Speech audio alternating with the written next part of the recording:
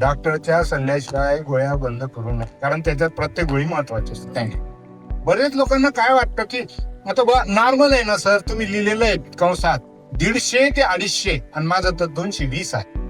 लय फार माणसं फार हुशार असतात. जेव्हा आपल्याला काहीतरी डॉक्टर बोलेल असं अगोदरच कळल्यामुळे आपण त्याच्यातून पळवाट काढण्याचा चुकीचा मार्ग काढू नये. मग मी त्यांना सांगतो की 150 आणि 250 याचं समेशन काढ, दोघांची बेरीज भागिले 2 कर. तू मध्यावर पण नाहीये, इकडच्या भागाला आहे, आता काळजी घेऊया आणि देण दिल्ली सर. तात्पर्य असं की कोलेस्ट्रॉल कमी करणं आहाराने शक्य आहे. जर ते कमी होतच नसेल, 2दा केलं 2 महिन्यात आणि मग त्या वेळेला ना आयटोरोस्टॅटिन अशा काही औषधं आहेत जे घेतल्याने त्याच्याने काही नुकसान वगैरे होत नाही. जास्त डोस दिला तर काही स्नायू वगैरे दुसतात, तर ते कोलेस्ट्रॉल कमी करायच्या गोळ्या नेहमीच घेतल्या पाहिजे.